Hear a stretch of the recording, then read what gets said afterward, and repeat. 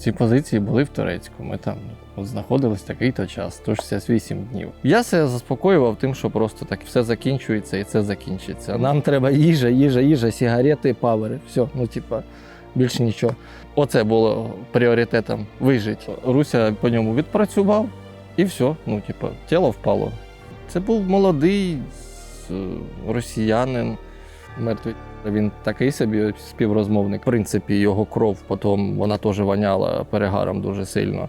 Жити захотілося. Я такий, ні, я вийду. Це нікуди не пропало. Я чую голоси, я напрягаюсь. Події, які ми переживали, або там втрату побратимів, яких ми чули, ми його чуємо, а в наступний момент його вже немає.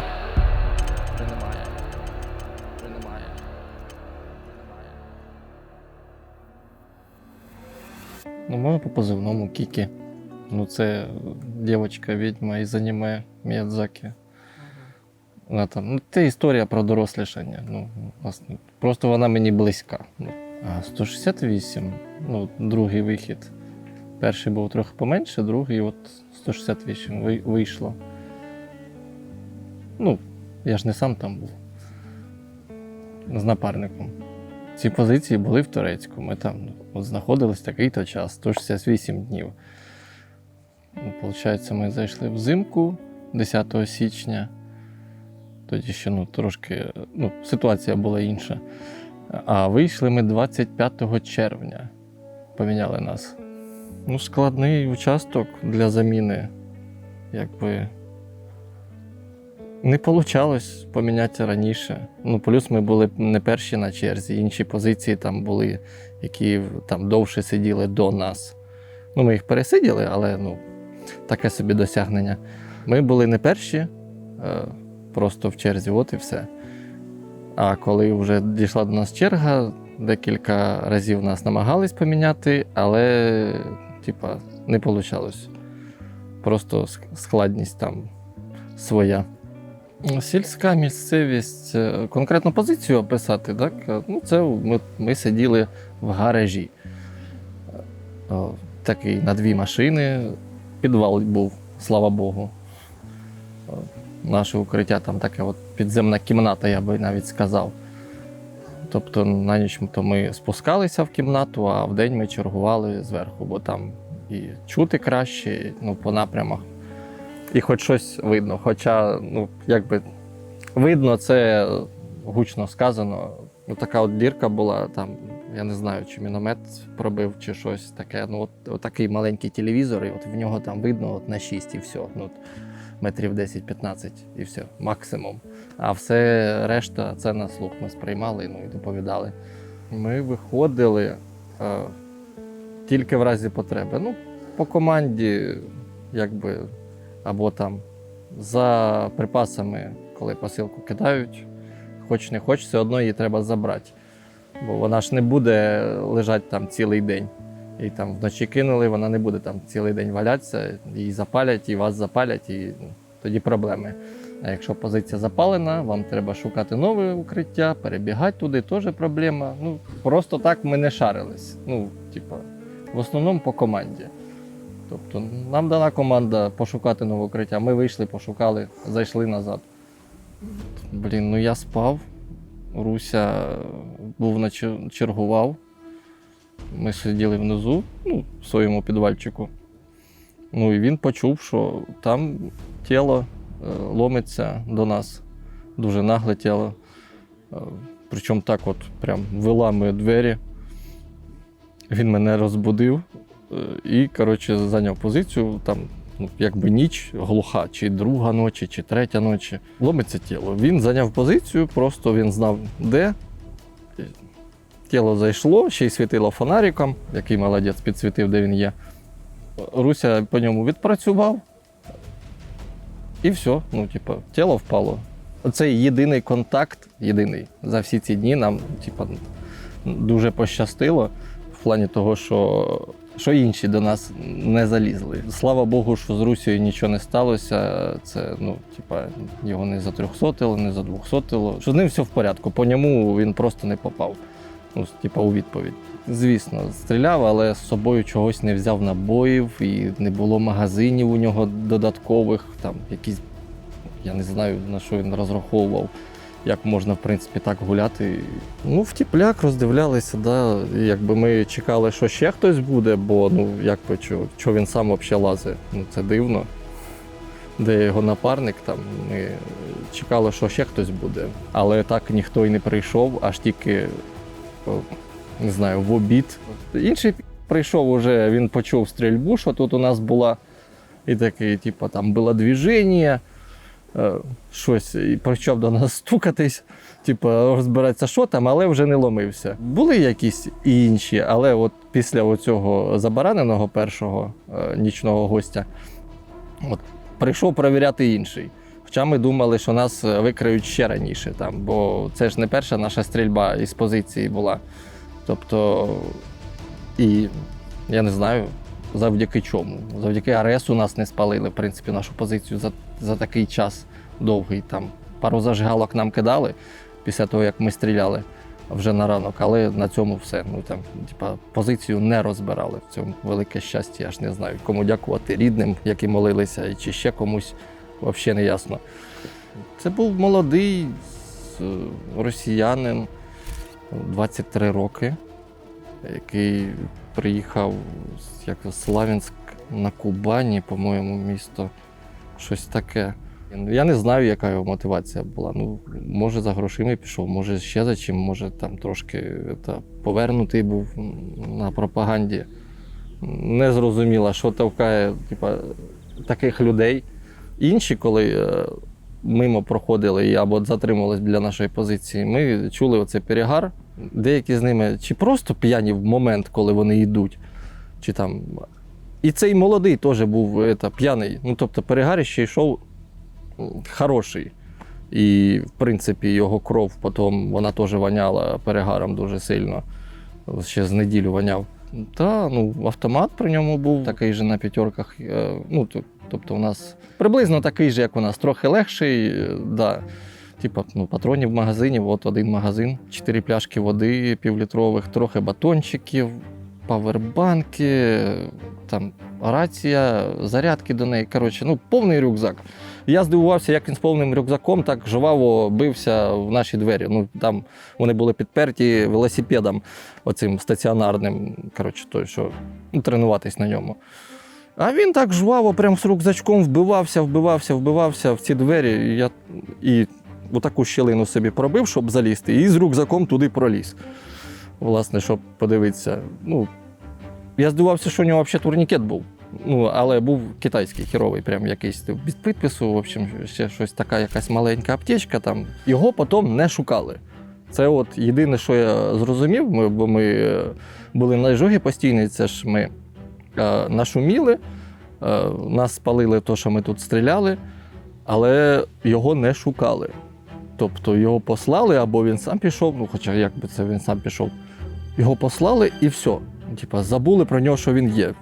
Ми його забаранили, перенесли, сховали, ну не поховали, сховали просто, щоб його не було видно з дронів. І все, і про нього і забули. Ну я собі пояснити цього не можу, чого наша там позиція так довго протрималась, конкретно в цьому місці. Бо інші позиції, вони часто міняли місце розташування. Їх або там чимось там скидами, мінометами, і їм доводилось міняти позиції дуже часто. Наша протрималась, от як ми зайшли, так вона і стояла, поки ми звідти не перемістились. Власне, так воно все відбувалося, що ми на цих СПшках, це не бункери, ми з них не можемо стріляти. Або ти можеш стріляти, але тоді ця позиція буде одноразова. Тобто основне вогневе ураження – це у нас або скидами, або впівіхами, або мінометами. Найчастіше це дрони. Дронами ми почули, передали, дрончики вилітають і кошмарять. Коли вимушений контакт, я ж кажу, що є такі позиції, де є обзор і можна вразити, це інше. А у нас, вогневе ураження в основному все з дронів і мінометів. Ну і з АГС теж. Ми чули, коли когось недалеко затрьохсотили, як вони кричать, плачуть, просять їх добити, але їх добивають дронами, в принципі. Це ворог, якби ніякого співчуття до них немає, вони сюди йдуть і ні про що не думають, напиваються по дорозі, що їх має бути жалко. Але, коли ти чуєш оці голоси козлячі, ти такий, дико віриться, що це люди. Я не знаю, вони якісь, вони якісь не такі, що вони тут забули? Це основне питання. Чого вони тут лазять? Вони ж наражають себе на небезпеку. І, в принципі, вони працюють і вбивають. Чого вони йдуть? Це єдине питання, яке у мене не вилізало з голови. А, власне, оцей молодий Матвій, чого він прийшов? 23 роки. Куди ти лізеш? Братан, тобі жить та жить. Міг би собі там десь працювати на своїй рашці і горя не знати. Спершу я намагався себе заспокоювати цим. Просто рахував днів такий. Це от стільки, а приблизно хлопці стільки не сиділи, а от вже маємо ми вже мінятися або виходити. Тобто ми ще сподівалися, що нас швидко поміняють. Але ситуація погіршувалась, і ми бачили, що і інші позиції не так швидко міняють. Тобто якийсь рух був, тобто когось, якісь заміни відбувалися. Але до нас там черга поки дійшла, все стало набагато гірше з заміною і з заходом, виходом. Тобто взимку ми заходили. Одна була ситуація, тобто ми більш-менш могли пройти по селу, ховаючись від дронів, а коли виходили вже, то дуже швидко вночі в антидронках більш інтенсивно, ця ділянка стала.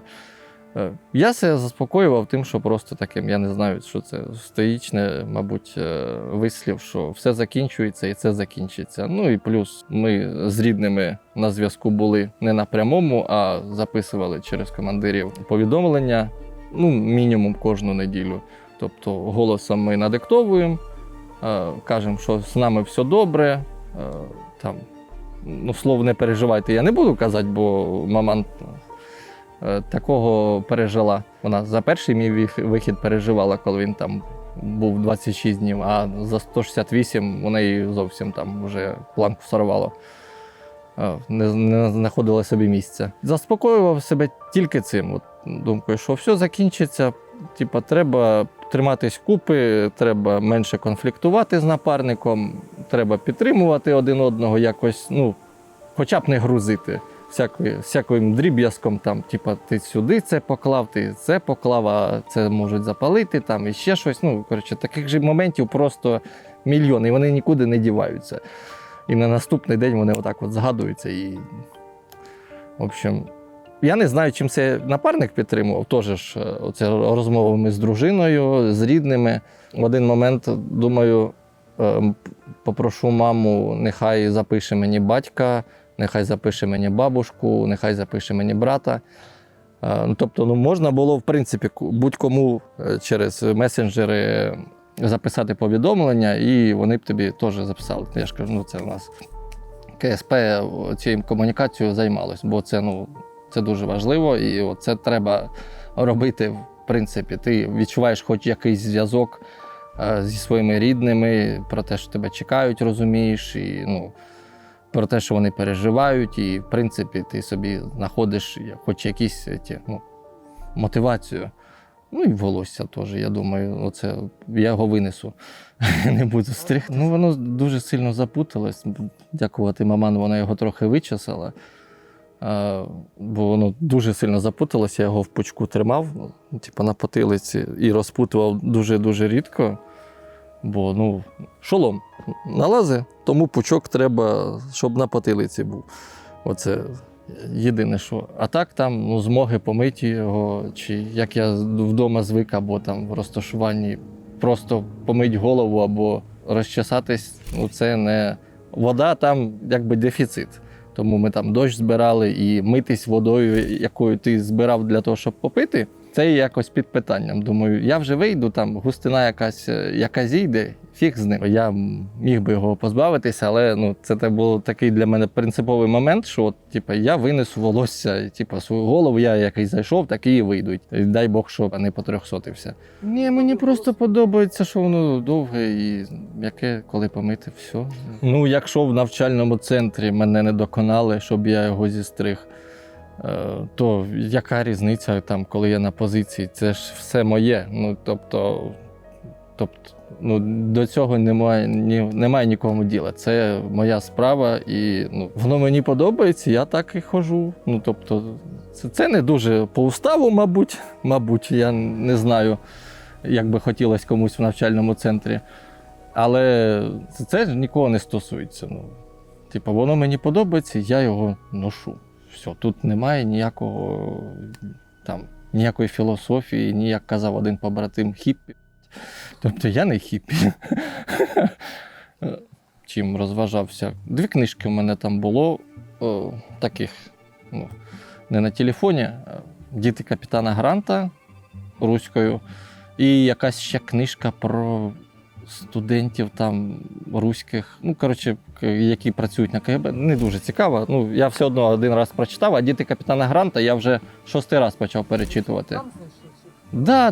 В гаражі валялась, вона така товстенька і дуже-дуже цікава. Я її якось в школі, можливо, це не шкільна програма, я не знаю. Я її до цього не читав, але, навіть перечитуючи, я ж кажу, в 5-й раз я такий,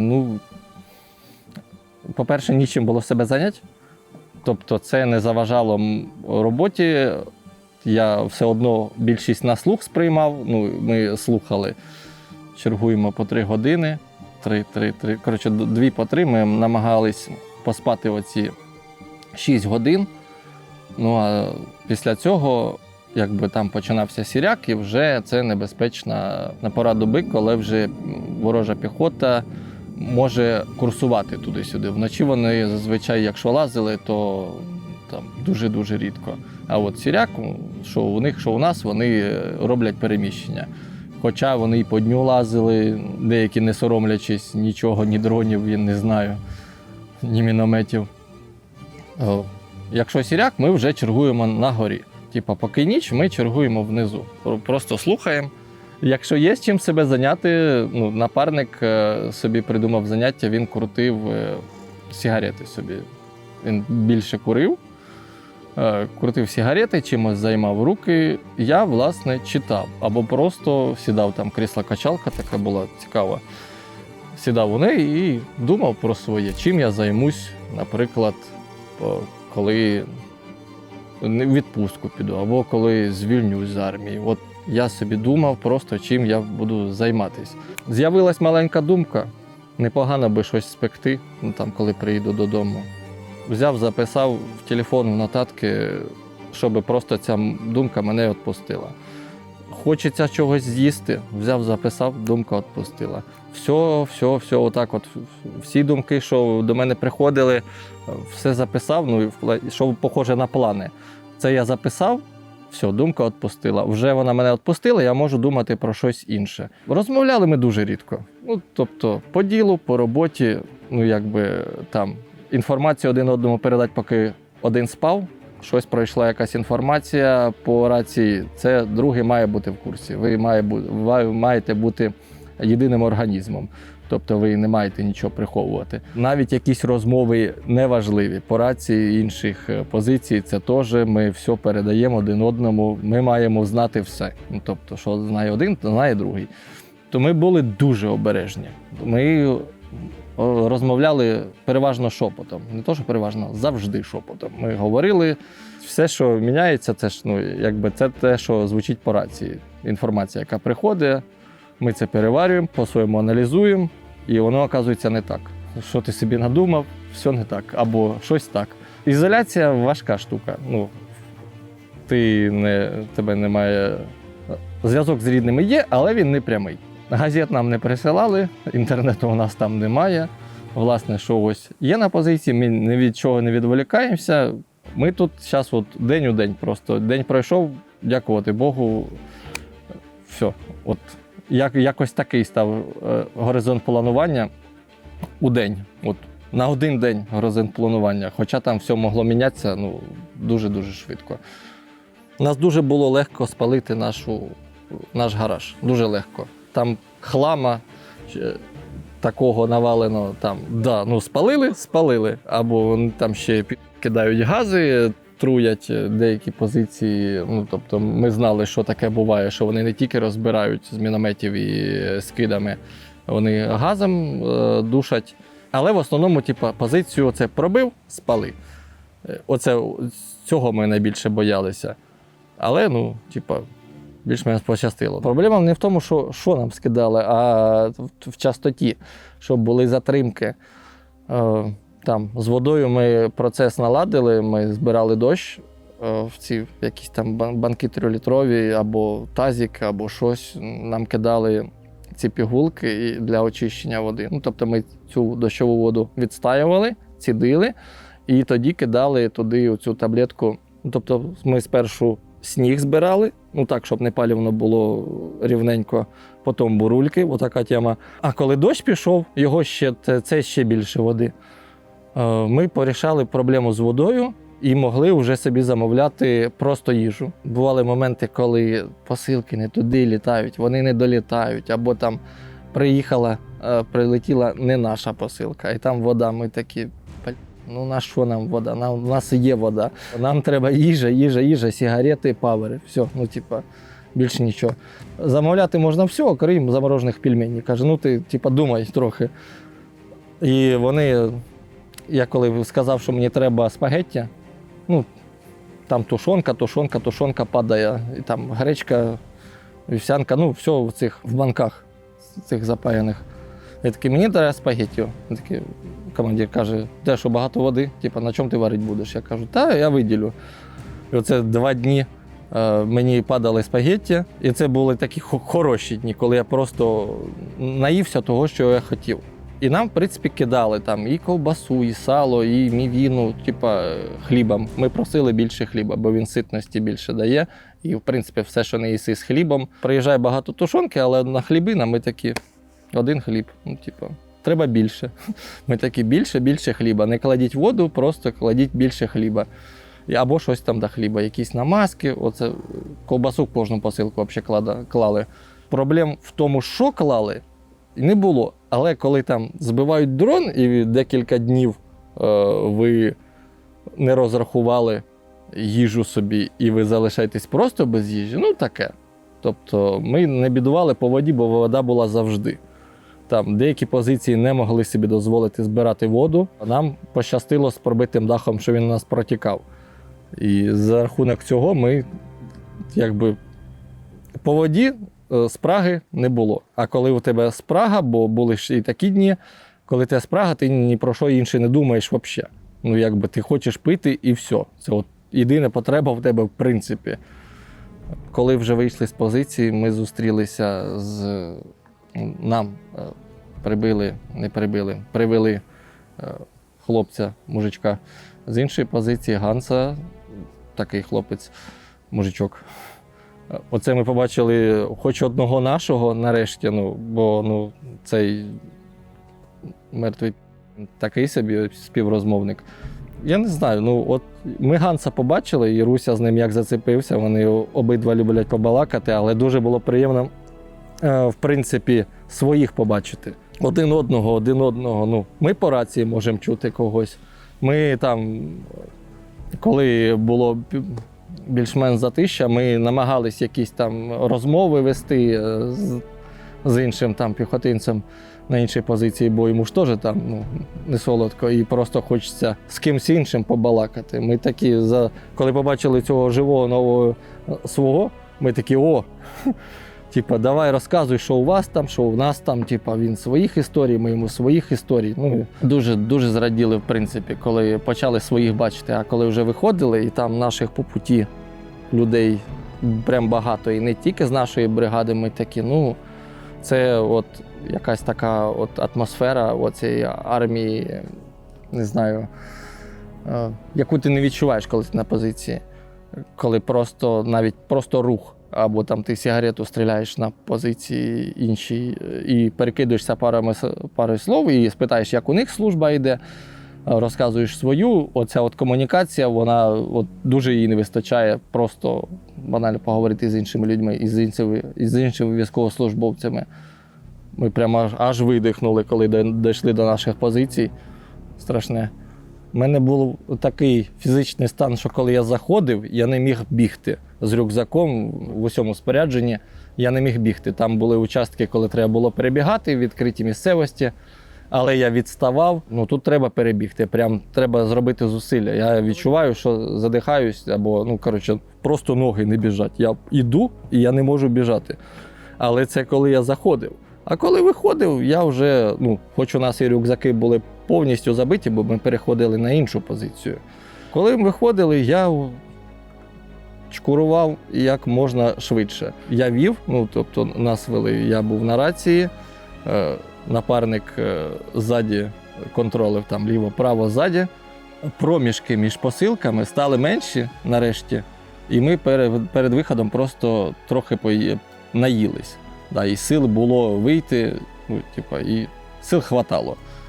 Власне, я вже на виході не біг, але так впевнено йшов, бо там вночі йдеш, там ями, можна впасти, вбитись, забитись. Все дуже легко. Окрім того, що ти завжди від укриття до укриття переміщаєшся і дивишся під ноги, щоб мін не було. У нас же 2 виходи було. Тобто з першої точки на іншу, потім ми там прочекали, здається, 2 тижні, поки нас поміняють, може трошки більше. І з тієї точки ми добирались, не знаю, десь годин 11. Тобто ми розраховували на більший термін, бо треба було йти обережно, небезпечна ділянка є там, що і під ноги дивишся, і дрони чуєш, тобі треба завмирати, коли там обстріл, ти падаєш. Хоча нам пощастило, обстрілів мінометних не було, коли ми йшли. Чи то погода, я ж кажу, дякувати РСу, він нас провів. Ми половину шляху пройшли, найнебезпечнішого вже там, і дрони так-сяк літали, сильний вітер був. Не всі дрони було чути. Десь ми просто так пробігали на удачу.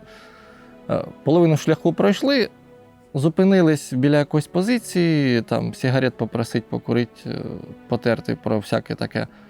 І тут під'їжджає квадрик, дуже хороша людина, молодий козак, Кабіна позивний. Каже, давайте я вас заберу. А нам ще пилять, ми в повній снарягі ще з цими масхалатами, цих кікіморах. Власне, мене як молодого і в корзинку і посадили. Я на броніку так, як черепашка, влігся. Майже удобно, так як вельки кататися. Прекрасно. З вітерцем просто я виїжджав, коли ми до міста доїхали, як дитина. Єдине, що ця рація в зубах, автомат піді мною, все, я нічого не загубив, я молодець. Я виїжджав просто від того, що вітер був, і ми нарешті розігнались. Бо поки ми їхали по посадці, Кабіна дуже не гнав, щоб я не випав. Бо не хотілося б потрьохсотитися просто на виході. В плані здоров'я, не знаю, я з психологом спілкувався, бо відчував, що є якісь зміни в мені, нервозність там, не знаю, як пояснити. Ось ми тут записуємося, якщо я чую голоси, це я знаю, що свої, але це нікуди не пропало. Я чую голоси, я напрягаюсь уже. Це просто не пропадає поки. А там якісь події, які ми переживали, або там втрату побратимів, яких ми чули, ми його чуємо, а в наступний момент його вже немає. Це мене наздожене, мабуть, пізніше, бо я не можу це відгорювати прямо тут і зараз. І навіть я був у відпустці і хотілося більше забути. Не знаю, поки ніяких фізичних там наслідків перебування там я на собі не відчуваю. Але якась, як наче проблема, відкладена на потім. Оце відчуваю. Власне, мій позивний мене зобов'язував подорослішати, бо це ж історія про маленьку відьму, яка відправляється в інше місто, щоб подорослішати і знайти себе в житті. Жити захотілося дуже сильно. І я такий, ні, я вийду. Я, може там щось, десь я поранюсь, може не поранюсь, але, я вийду, дуже сильно хочеться жити. В плані того, що якісь моменти просто падають, як неважливі, які до цього ти вважав важливими, коли ти думаєш тільки про те, щоб просто потримати позицію і щоб з тобою нічого не сталося. Оце було пріоритетом – вижити. Щоб багато чого переосмислити, відпало, я ж кажу, дуже багато непотрібних думок. Якісь переживання, образи на якихось людей, вони таким всім незначним тепер здаються. І просто легше стало жити, я не знаю, мабуть. Я кажу, єдине, що нас дожене трошки потім невиплаканість за побратимами, бо це вся печаль до сих пор, поки, я не знаю, поки ще тут. Коли нас дожене, не знаю. Бо гірко, просто гірко. То, що навіть коли контакту з ними не було людського, такого, ніякої хімії, але все одно важко переживати це. Коли ти чуєш, говориш з ним і через 5 хвилин, все.